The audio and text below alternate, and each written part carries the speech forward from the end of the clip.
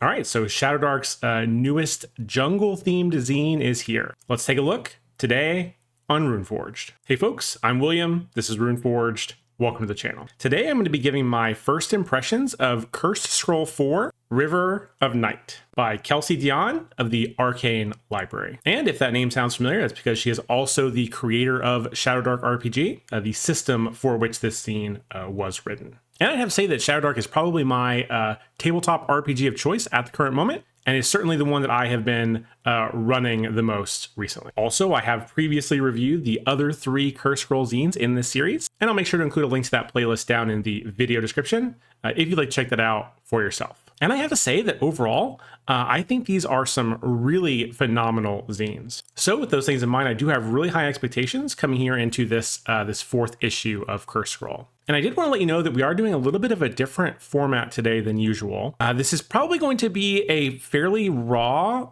first impressions video with hopefully fairly minimal editing, but definitely feel free to let me know what you think about this new format down in the comment section of this video. But without further ado, let's get into Cursed Scroll number 4, River of Night. All right, so starting off here, I do actually really like the cover art for the scene. I think this was done by Yuri. This looks like his style. Yeah, Yuri Perkowski Domingos, hopefully I didn't butcher that, is the artist for this cover. I actually like this quite a bit. I really like the color palette. I think it does a really good job of capturing the overall tone and jungle setting for the scene, so very cool. Next, we've got the very large hex map for this region. This is significantly larger than the previous Cursed Scroll zines, which I think was basically half, like one of these pages as opposed to 2. I do really like this map. I think it's pretty well laid out in the classic style. I love how each of the various different points of interest are very clearly called out and labeled with the various different numbers according to the hex grid. Overall, I think this is quite cool, and I'm excited to see like just how many different points of interest there are on the map here. I think this is pretty substantially bigger than what we've seen before, which is very cool. So I should point out that I am looking at a modified version of the PDF. There's 2 different versions. There's one with fully vertical spreads, and there's another version that has some horizontal spreads to make it kind of easier to read like as a PDF. I am wondering if these could have been laid out vertically and just had the labels rotated so that the maps could have been vertical, but still very easy to read in the PDF. I do appreciate that there was an alternate kind of horizontal version included, but I wonder if maybe they could have saved a little bit of work by just making them vertical to begin with, and then also having the labels aligned so that it made sense when you looked at it vertically on the PDF. That's what I've been seeing in a lot of some of the newer Shadowdark scenes. And I actually really like it quite a bit in terms of accessibility and readability. But overall, this is a really cool region map. And I'm especially excited by the sheer number of different points of interest available. I have no doubt that you could play a full level 1 to 10 campaign in this region of the world. So that's very cool. A lot of the usual suspects here in terms of the Shadowdark art, which is pretty universally quite good. All right, so next we've got the table of contents here. I will say I did glance through this very briefly last night, so I do have some idea of what we're going to be going into, but I have not done a deep dive. Actually, I wouldn't even consider this video to be a deep dive. Definitely let me know down in the comment section if you'd like me to zoom in on any particular area that we may have skimmed over in this video. If you've enjoyed this video so far, please consider aiding me in my eternal struggle against the dreaded YouTube algorithm by crushing those like and subscribe buttons so you don't miss out on more exciting Shadowdark content like this in the future. Also, please consider checking out Shadows of Camelot, which is my brand new post-Arthurian setting for Shadowdark RPG. Basically, this is my attempt to integrate the stories of King Arthur and Robin Hood into the world of Shadowdark. And it's available to pick up right now on RPG. So if that sounds interesting to you, I will definitely put a link down in the video description where you can check that out for yourself.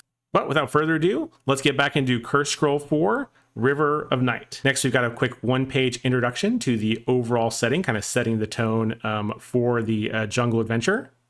I won't read through it, but I think you have a pretty good idea of what you can expect to see in this jungle environment. Feel free to pause if you'd like to take a closer look. Next, we've got some more really awesome art. It looks like, I think these might be 3 dwarves sitting under a tree, but they are definitely being watched by some sort of creatures with likely ill intent. So very, very cool piece of art here. I really like that. All right, next we're kind of moving here into the various different character options in the new zine. Man, some gorgeous artwork here. I assume this is the Basilisk Warrior class art. This is really cool. And I think it really does nail like the tone and aesthetic for this class. Also, you can see his little basilisk pet, or her basilisk pet, chilling on the rock here with her. So very, very cool. All right, so taking a look at the Basilisk Warrior, it says, blazing-eyed warriors who coat their skin in mud and stone.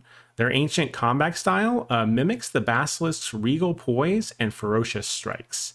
Weapons here. All right, so I'm definitely seeing a new weapon here in the boomerang. We'll have to go check that out in just a minute. Again, I have one player I think is going to be very excited to have that included in the game. Club, dagger, spear, and spear thrower, which is another new weapon. It'll be interesting to look at that. They can't wear any armor, which I think makes sense. D8 hit points is what I would expect for a martial type of character, so that checks out. Basilisk blood. You have advantage on con checks to avoid harmful maladies, poisons, or afflictions. Okay. I think that's very cool. I think that's very thematic for kind of a tough kind of warrior. So I think that's a pretty good inclusion. All right. Next, we've got Petrifying Gaze, which I believe is probably the main focus of this class. It says, one creature of your level or less that meets your gaze must pass a DC 15 con check or be petrified for 1d4 rounds. It still takes damage as normal while petrified, and you can use this talent a number of times per day, equal to your Constitution modifier with a minimum of 1. All right, so I'm actually really glad that I ended up rereading this passage here, because as I was skimming through last night, I saw this ability, and I was thinking, man, this seems really overpowered, especially against like boss kind of creatures. But upon further inspection, if I just read a little bit more closely, it does say one creature of your level or less, which does make it, much less likely that you'd be able to use this on a boss level creature. And I think any of you who are familiar with kind of Monk's Stunning Strike from 5th edition or similar games knows like how annoying it is as a GM to have your very cool boss monster just be completely stun locked for an entire fight, while all the rest of the characters are just kind of pouring their damage into that disabled enemy. So actually, after further inspection on this, I think that this level requirement is actually exactly what this ability needed in order to keep it relatively fair and balanced. So yeah, I'm actually very happy that I reread this. I think that is actually a very strong but still reasonable level of power for this ability to have. So good stuff there. Next, we've also got Stone Skin, which says add 2 plus half your level rounded down to your AC if you are otherwise unarmored, and you have advantage on checks to hide in natural environments. Yep, again, very cool and thematic, right on point for a Basilisk Warrior class. And I like the unarmored, plus they just kind of they're just kind of stony skin. Very, very cool. Next, we come to the talents here. In terms of the ones that are probably the most interesting is going to be number 2 on this chart. You find a basilisk egg. A loyal hatchling emerges in 1d4 days. Okay. So I did see this one last night as well. I am a little bit worried that this ability is going to require a fair bit of GM fiat in terms to run at the table. As a general rule, I'm not a big fan of pets. I think that they kind of mess up the action economy. It's also kind of more work for me as the GM, especially if I'm running a VTT, to make an additional token for this creature, and then give the player the ability to control it. And then sometimes there's just issues with like line of sight and all that kind of stuff. So there's just a lot of upkeep and issues that kind of come with pets in general. So I'm not super excited about this ability in general. And I think that if I did end up using it, I would probably have the player like pitch me on like what they want their pet to do, and then I would either say yes or no like at the time they actually got the ability, as opposed to try and figure it out kind of in the moment, or at least have some sort of baseline in place that we can use as a reference. So overall, not a huge fan of that ability in terms of like the mechanics and how it would play out at the table. But I do recognize this is a very cool and thematic ability, and is probably a part of the core fantasy of this Basilisk Warrior class. So I think it would be a real shame to kind of just nix it, right off the bat. So I think it's definitely worthy of some discussion before you introduce it into your game, with whatever player is playing this Basilisk Warrior class. And then the other most interesting one on here is just +1 use per day of Petrifying Gaze, which again I think is totally reasonable, especially now that I've seen that there is a level limit on that ability. So overall, feeling pretty good about the Basilisk Warrior class. Probably not a class that I would play personally. There are just other archetypes that I find more appealing. But I think this is a cool and a relatively balanced iteration of this archetype. So overall, this one gets a thumbs up from me. All right, next here we're moving into the Ranger class. So these are skilled trackers, stealthy wanderers, and peerless warriors who call the wilds their home. Weapons, they can use dagger, longbow, longsword, shortbow, short sword, spear, and staff. Yep, I don't have any issues with this weapon list at all. Again, this is not the first time that I've seen the Ranger. We've actually had a Ranger in one of our Shadowdark games in the past, so I am fairly familiar with it. I would say that I wouldn't mind seeing axes be added to this list as well, to make them more of like the classic woodsman archetype, unless there is a separate woodsman class currently in the works. Which, if there isn't, then maybe I'll have to make one for myself. But again, I don't think that adding axes here would hurt, and I'd actually like to see it included in there as well. Although I do see that maybe there were some space issues, so maybe that's the primary reason that it was left off. In terms of armor, they can wear leather or chain, which I think is right on point. I think that makes a lot of sense. D8 hit points is exactly what I would expect for a martial type of character. They have advantage on various different checks related to rangery type of things, which makes sense. And then kind of their key ability is called herbalism, where you can make an int check to prepare an herbal remedy that you choose. If you fail, you can't make that remedy again until you successfully rest. Unused remedies expire in 3 rounds. And then, you just choose one of these remedies that you'd like to make. You roll your int check, and if you make it, you get it. And if you don't, you lose it, the ability to make that remedy for the rest of the day. Very cool, no issue whatsoever.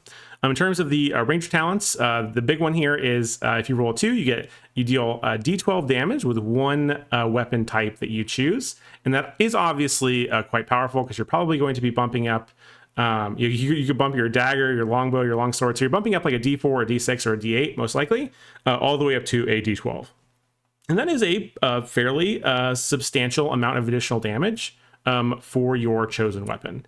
I do think this is pretty strong, but I don't think it's necessarily game breaking. And if I'm being honest, I'm probably a little bit biased because I'm just a really big fan of the Ranger archetype in general, especially like the non-spell casting version of the Ranger, more of an Aragorn type Ranger. And then the other interesting ability on here is you get advantage on herbalism checks for a remedy that you choose. And I think that's just a really solid talent. But again, I think overall Ranger class definitely nails the tone and theme for a non-spell casting version of the Ranger, which again is my preference. And I think this is also relatively balanced as well. So overall, I am a big fan of the Ranger class, both thematically and mechanically. All right, so we've got some new titles here for the new classes. I won't go over them in detail, but feel free to pause and read them over at your own leisure. And let's get to the more exciting thing, I think, in my opinion, which is these new weapons. All right, so we've got the you have the boomerang here. It's got a range of near. It does d4 damage, and I imagine this R means returning. On a missed range attack, this weapon returns to the thrower.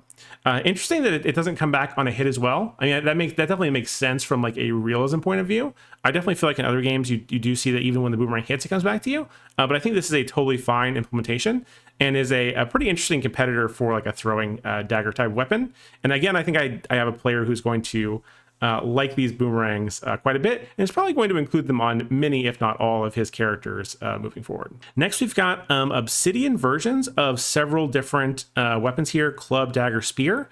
And if I'm remembering correctly, so it looks like the damage die gets bumped up by 1 step in exchange for the breakable property, which says that this weapon breaks on a natural 1 attack roll.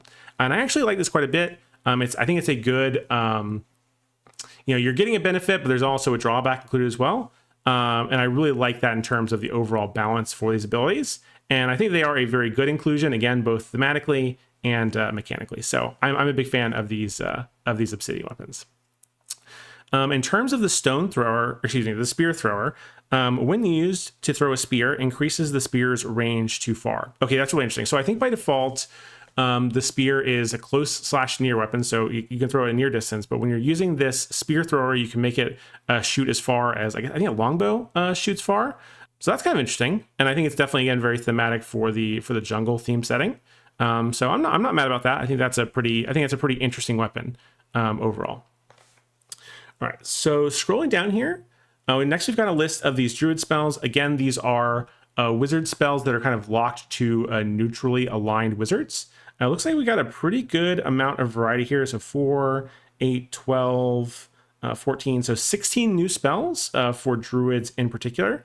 I do really like this art. I guess this is like a druid kind of riding on his smoke cloud, or maybe he's standing and he's just being obscured by the smoke. But either way, I do really like this piece of art. Definitely gives me Radagast kind of vibes, with maybe a little bit of Gandalf mixed in as well. But yeah, very, very cool. I will say the layout on this page is a little bit weird. I feel like these tier 5 spells are kind of off on their own, and I might actually have missed them if I wasn't looking a little bit more closely. But I imagine this was just to prioritize showing off this very cool piece of art, which is not a decision that I can be too upset about. All right, so moving into the druid spells themselves, I'm not going to go into each one of these in particular detail. This video will be like 3 hours long, but I will hit on some of the ones that I think are the most interesting. First one I want to talk about is Anima, which is a tier 3 wizard spell, for druids. This basically lets you touch an object, a natural object, and then I think it turns into a loyal creature for the spell's duration, and it lists the stats included right here. And as I did mention earlier, I'm not a big fan of pets in general. I definitely had a situation in my most recent campaign, my most recent Shadowdark campaign, where we got very high level, and the characters got access to things like create undead, and then there's like a really high level priest spell that also like summons like an angel or something. And those spells are absolutely busted. At least it rules as written, or at least my interpretation of those rules. And a large reason for that is that they really mess with the action economy of the game. And I think that this paragraph, or this sentence right here, does a lot to deal with that. So it says, the creature acts on your turn. You may use your action to command it, which it obeys. Otherwise, it does not act. So basically, you're just replacing your character's action with your summons or pets action. And I think that is a really good balancing mechanism for these types of abilities. And maybe I just missed it in the core rulebook for like the create undead spell and that other one I was thinking about. But even if they're not in there, I think moving forward, I will make it so that this is like this sentence right here is integrated into those other pet summoning abilities as well. I think this is a really good balancing feature, and I think that this should be included if it's not already. So overall, I haven't tested this Anima spell out of the table, but I have good feeling about it, just kind of based on what's written here. I also really like the fact that it seems to like scale with the level of the caster, in terms of its level and its hit points at least. Which I think is a really good idea. Next, we've got Barkskin, which is a tier 2 neutral wizard spell. I think this is very similar to Stone Skin, but you get it like a tier or 2 earlier. But the downside is that while you're under the effects of Barkskin, you actually take double damage from fire effects. And I think that's a really cool trade-off. So you get lower level spell, but you get this downside associated with it. And I think this is a really well-balanced spell, and also very thematic again for the druid. Again, we're not going to go through each of these. Earthquake is one of the big boys for the druid. Tier 5, instant cast, double near range. You summon an earthquake. All creatures standing on the ground within double near of you take 46 damage. Each affected creature of level 9 or less must pass a dex check equal to the damage they took, or be swallowed by the earth, never to be seen again. So yeah, super powerful high-level spell. But again, very thematic and cool for a druid type of class. So very cool. We got some locust stuff, magnetize, we got some mushroom stuff. Naming was another one I thought was kind of interesting. Tier 5 wizard spell. You learn the true name of one creature you touch. And if I'm remembering correctly, if you know a creature's true name, you basically have advantage on like your attacks or checks against them, which is very powerful. But also there's kind of like an RP component here as well. It says, if the creature is willing, you may give it a new true name. A creature may only change its true name once in its lifetime. So this is kind of protection against someone who's already found out their true name, which is kind of cool from like an RP or world building standpoint. So very interesting. And it also says that if you if it changes its true name based on the spell, its alignment changes to match yours. Which again, just a really cool little like flavor bit that may not ever come up in the game. But it does just seem really interesting, and I feel like it probably creates opportunities for some really cool narrative moments in your games, for your characters that they care about, that kind of thing. We've also got Oxidize here, which one inanimate object you touch the size of a door or less ages D with 100 years. So this might be a really quick and easy way to get through a door. If it just if it's wooden, then maybe it'll rot. If it's metal, maybe it'll become brittle or something. It's a really interesting spell. Another one I saw in here that was really interesting is Tree Shape. I think you basically just turn into a a treant. Is that right? Yeah, you just turn into a treant for 10 rounds, and but you retain your int, wisdom, and charisma stats. But otherwise, you get this very nasty level 8 creature stat block. And this is a spell that you can get at level 5, I think. So being able to turn into a level 8 creature when you're still level 5, especially when you're getting like 2 attacks at +8 that do D12 damage, seems like a very powerful ability. And I'd be really curious to see how well it performs at the table. And then a couple of other very druid adjacent spells, which are quite interesting. All right, so next we're moving into the Black River section here. I think this is just kind of like the overview of this new setting. Apparently there will be a video available on Arcane Library that kind of walks you through the setting, which would be very cool. We'll want to check that out when it comes out. So yeah, just a little bit of a brief overview on the setting itself. The 3 different civilizations that are featured prominently in the setting. The Itzalca, which sound like a blend of the Incans and the Aztecs, perhaps. So scattered descendants of a mighty human civilization that fell a long time ago. Very cool. We've also got the basilisk cultists, who are warrior monks and shaman who worship basilisks. That sounds awesome. And then we've got the void beings. Sleek black structures have lurked in remote parts of the jungle for longer than all memory. Entering them is certain death. Inside, abominations from the void wait patiently for the sun to expire. I remember when I was reading through this last night, I don't know if I mentioned it. I'm not a huge fan of jungle settings in general, but these void beings definitely stuck out as being something that's very interesting to me, and I hope that we get to see more about them as we kind of go through the zine. Information about terrain types, also some information about various different types of boats and their various different benefits and drawbacks compared to one another. I have a player, that same player I've been mentioning, who actually absolutely loves boats, and will be very interested to see that there is boat travel included in the setting, which again makes a lot of sense considering I imagine this is very closely based on the Amazonian rainforest and similar regions with the big river that runs through it. And I know that boat travel is a huge part of navigating that particular region, because the alternative is going through the very dense, very even scarier, even more dangerous jungle areas. So river seems like a pretty good alternative to that kind of situation.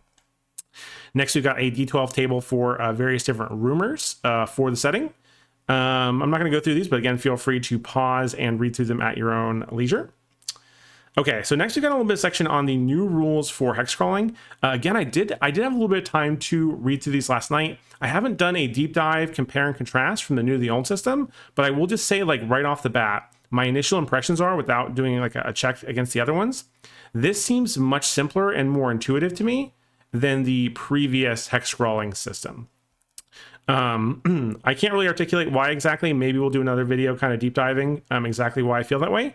But overall, I just feel like this one is going to be simpler and more likely that I would use this one over the other one moving forward.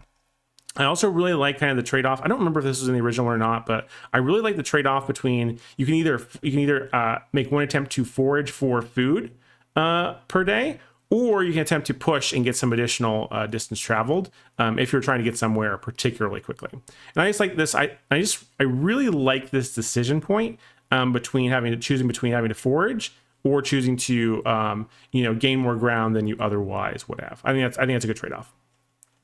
Next, we've got a D20 random encounter table here for generating various different additional points of interest from the jungle. Just quickly skimming this. This looks very cool. This is definitely something that you would use if you were trying to generate stuff on the fly, or even if you wanted to use this as part of your preparation prior to the game. I think it probably works for both of those purposes. All right, moving on, we've got a 2-page spread here for special encounters. And these are things that are possible to pop up on the random encounter table as you are navigating through the hex crawl portion of this setting. And these are like legendary or otherwise very interesting creatures and events that are tied to this area. So you've got Obey Ix, who is like the vampire. I believe that means the first vampire. She's stalked the jungles for thousands of years. she's actually tied into a lot of the backstory for the overall setting, which I'm not going to spoil here. Definitely, you can definitely pause and read it if you want to, but she's definitely a very critical piece of the history of this particular setting, and I think it'll be really interesting to encounter her out in the jungle. One thing that I did notice is that she's not necessarily immediately hostile to the PCs, and instead can act more as like a quest giver to explore some of these various different regions of the jungles, where she is actually afraid to go herself as a result of a very particular weakness that she has relative to the things that dwell in those particular dungeons, which I think is a very cool dynamic. And I think it's good that she's not just automatically going to destroy any low-level adventurers that she happens to find as they're, kind of crawling through this otherwise very dangerous jungle. Next, we got the Jaguar King, who is the collective spirit and instinct of the jungle's greatest hunter, the Jaguar. And basically, like, he might appear out of nowhere to kind of challenge the characters to like kind of a duel. And if a particular character performs well during that duel, they will get a permanent bonus to their strength, dexterity, or con, or they can roll an additional level of hit points, which is very, very cool. Again, I think this is very interesting and thematic, and I think this is a very good fit for a jungle type of setting. Another one that was interesting was Otalia Awakens. The rainbow snake god soars overhead in the shape of a luminous feathered dragon of every color. Each creature who sees this rare display gains a luck token and regains 2d6 hit points. So I think it is kind of cool that there is an opportunity to score like a positive random encounter as you're kind of hex crawling through the dungeon, or sorry, through the region. And I think this is a really cool and simple one that is both very thematic while also being beneficial and relatively quick to resolve. On the flip side of things, there is also the possibility that a volcano erupts. And there are actually two in this setting. And if they erupt, let's see, PCs within 5 hexes must pass a DC 15 con check or take 2d8 damage. And in addition to that, half of all level 1 NPCs in that area perish. So again, this is doing a lot of heavy lifting in terms of the overall narrative for your campaign without taking up a whole lot of space in terms of word or space on the page. So I think that is a really interesting inclusion. Next, we've also got Red Maria, who's an infamous pirate, known as Red Maria. And she has her crew of pirates. I think they're out there in the jungle, like burying treasure. And you can't have a good jungle adventure without having some buried treasures. So I think this is a very natural and perhaps needed inclusion in the setting. There's also the Void Spawn, which we talked about a little bit earlier. I'm very interested to learn more about them. And there's also, of course, a chance that there is a pretty nasty earthquake that happens in this area. Very, very scary stuff. Next, we've got the hex key themselves. And again, these are just kind of like the more in-depth descriptions for the various different, pre-established points of interest on the hex map. Again, there are many of these. I think there's almost 40 of them, which is a lot more than we see normally. I'm not going to go through each of these in detail. Let me know down in the comments if you'd like to see another video where we kind of explore these in more depth. But one thing I did think was very interesting is that in this zine, unlike in previous ones, there are special locations which are marked with an asterisk, kind of like this black seed here.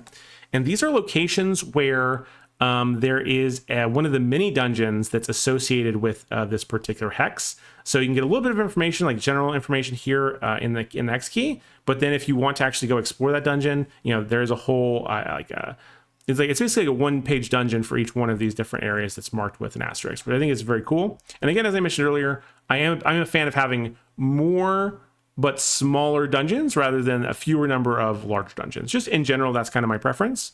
And I think it was a cool experiment to try out in the scene. And I wonder if we're going to see something different in some of the future ones, but I guess we'll have to wait and find out. All right, so again, I'm not going to go through these. I don't think there's just a lot of them. Definitely feel free to pause as I'm kind of scrolling through here. But yeah, definitely some really interesting, definitely some very interesting stuff in here. And I think it hits a lot of like the highlights of what I would expect to see in a jungle themed hex crawl. So we've got our pirates, we've got our jaguar stuff, we've got these really cool, like interesting, like void things, which almost feel kind of alien to me, which I think is really interesting. yeah, there's just a lot of very cool stuff. There's like, you got the natives and stuff too. Yeah, overall, just a lot of very interesting ideas in these various different hex crawl locations. All right, so moving on, we move into these. We're moving into the adventure focus section of the zine. And again, I think there's like 9 different mini dungeons included in this cursed scroll. And each of these is like their own little 1-page kind of mini dungeon, where on one side you have like kind of your map and the little introduction and the random encounters. And then when you kind of flip it over on the back side, there is all the information that you need for each of the various different important areas included in the dungeon. I have not run any of these 1-page dungeons yet, but I think it is a really interesting format. And I think that I would like to try creating one sometime in the very near future, because I think this is a really good creative exercise that really forces you to think about, what are only the most essential bits of information that I need to include in the adventure while still being able to fit in this kind of 1-page form factor. I just think it's a really interesting idea. Now, I don't think I can comment on the overall quality of these dungeon adventures. I haven't run them yet, and I haven't really done a deep dive into them. But I would like to try running 1 or 2 of these in the near future, just to kind of see like how it goes. Kelsey, I think, wrote most of these with special guest Baron DeRop of Dungeon Masterpiece also making an appearance, I think, on maybe 2 or 3 of them. So I have no doubt that they are at least very solid entries. But I'm just so curious to know like how a 1-page dungeon would work. I've never written anything that I felt like it could ever fit on just 1 page like this. And I'm just really curious to see like what things that they ended up omitting that they felt were not being like value add in order to get it down to this format. So very, very interesting. I will scroll through these briefly. I'm not going to dwell on any one of them necessarily. But I will say that one thing that I saw was there's a pretty decent range of levels here. Like you can see down here in the bottom right of each of these, like what level it's intended for. And I think they go kind of from like level 2 to 10, but there are a couple that are duplicate. Like I think there's like 2 for level 3, there's like 2 for level 4, etc. And I think I really would have preferred it if there was maybe like 1 per level, maybe 1 through 9 or 1 through 10, but skipping one of them. I do think it's important to have like a level 1 adventure in these types of zines. I think it's a really like easy way for the DM to get started in running that new campaign. You just kind of start the PCs in front of that level 1 dungeon. And then what happens after that should arise very naturally out of the results of, having finished that first dungeon. Ideally, maybe there is, there are some things that are included in that dungeon that might lead off into various different side quests or other dungeons, things like that. So I would have liked to have seen a level 1 dungeon. And then also I would have liked to have seen not having multiple dungeons tuned for the same level and having it spread out over multiple levels. Ideally, it would have been really cool if there would have been, 1 dungeon, per level. So 10 dungeons total with 1 each. I think that would have probably been the ideal setup. But I imagine that one of the main constraints was like the number of pages of the zine. I think Kelsey likes to keep it at a very particular number of pages. And maybe fitting in 1 extra dungeon was not in the cards. But aside from the fact that there's not a level 1 dungeon and the fact that there are some levels that have multiple dungeons, but there are some levels that don't have any, I think overall these look very, very cool. And I am excited to run at least a couple of these in the relatively near future. I will stop very briefly on the Black Seed, which is the level 10 dungeon included in the setting. So I imagine this is going to be one of the last things that your characters do in this area. And again, I haven't done a deep dive into this particular dungeon, but I am very curious to see what a level 10 dungeon that is made by Kelsey actually looks like. So maybe we'll do a deeper dive into this one in a separate video. Also, it's a void themed, which I think probably for me personally is the most interesting part of this kind of jungle theme setting. So this one is of particular interest to me. And we just keep scrolling here. And it looks like we finally reached the end of those dungeons. A lot of content, so like 9 different 1-page dungeons included in the scene, which is a significant amount of adventures for your characters to run as they're kind of going through this jungle. Next, a very cool piece of art. I'm not sure exactly what this is. Looks like maybe a statue of some kind, but very, very cool nonetheless. And it's a very good intro into this monster section. And I did look through these a little bit last night. I think I might have mentioned it. Jungle themed areas are not really my thing necessarily. So none of these, with the possible exception of the basilisk cultists, none of these things speak to me really in particular. But I don't think there's anything like objectively wrong with any of these monsters. And I think that if you are a fan of these jungle themed scenarios, I think that you'll get a lot of mileage out of the creatures that are included in the zine. I do have a special affinity for the Jaguar King, which we talked about a little earlier, who will occasionally pop out of the jungle and challenge characters to a duel, potentially rewarding them with a cool buff if they perform adequately. And we also have OBX, who was mentioned earlier, but I think her stats are included in the Shadowdark core rulebook instead of being reproduced here. So you'll have to go check out the Shadowdark core rulebook if you want to go see her very, very nasty stat line. And then finally, oh yeah, cool. Yeah, we do have a little section here for the various different void creatures that you might run into in the setting. Unfortunately, there's only 2 entries. We got a level 4 and a level 9. And I'm a little bit biased because for me personally, these are the kind of the most interesting piece of this setting. And selfishly, I would have liked to have seen a few more variations on these void beings.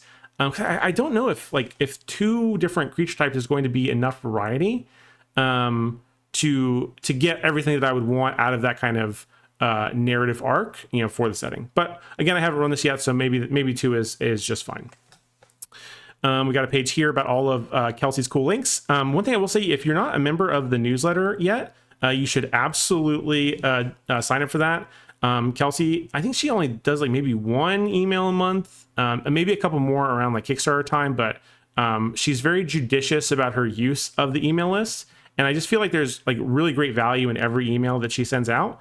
Also, she does a section, I think it's called Third Party Thursday or something, where she highlights kind of the relatively new and upcoming third party creations of a lot of very talented creators. So you should definitely go check that out if you are interested in that. And then finally we get to it's kind of like an overview, I guess, of the Black River. So there's a brief a brief 1 paragraph summary of the overall Black River setting, as well as the various different random encounter tables that are tied into this area. And I will say that I like the way this is broken down with these nested tables. So I think you'd probably start with this one down here. You'd roll on this one, and then it would tell you the secondary tables that you would be rolling on. As you can see up here, this is the special encounters table for some of the various different entries we saw on page 28. Also hyperlinked. We do love hyperlinks here, so good job with that.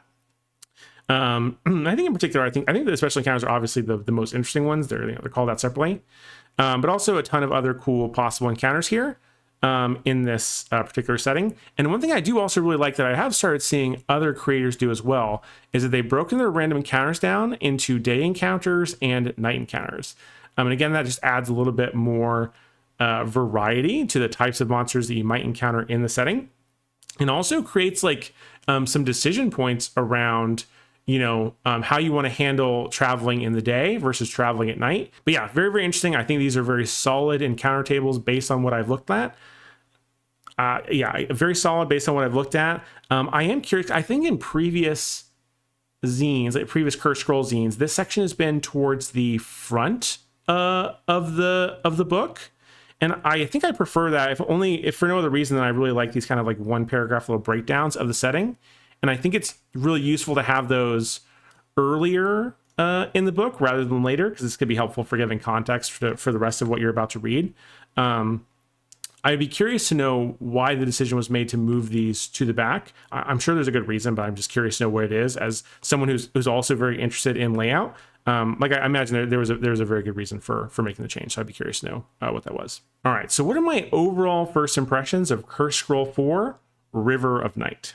Well, I think it's a surprise to no one, this is another very solid entry from Kelsey in this line of Cursed Scroll zines. While I'm not a huge fan of jungle settings personally, I do think that this zine does a really good job of capturing the overall tone and vibe of a jungle type of setting, with enough kind of new and interesting stuff, like those kind of void spawn creatures, thrown in for good measure. Well, I don't think I'm going to have time to run this as a full campaign. I think I will end up trying out running some of these 1-page dungeons that are included in the zine. just to kind of give them, just to kind of try them out and see what a one-page dungeon feels like to run. But if you enjoyed this video, please consider checking out my previous videos where I do reviews of the other Cursed Scroll zines. Finally, if you do enjoy Shadowdark reviews, please consider coming to check out the brand new Runeforged Discord, where I've started posting these little mini written reviews for some of the various different Shadowdark supplements that don't necessarily make it into a full video. And again, I'll make sure to put a link to that down in the video description. But I think that's it for now. Thank you so much for watching and have a wonderful day. Bye.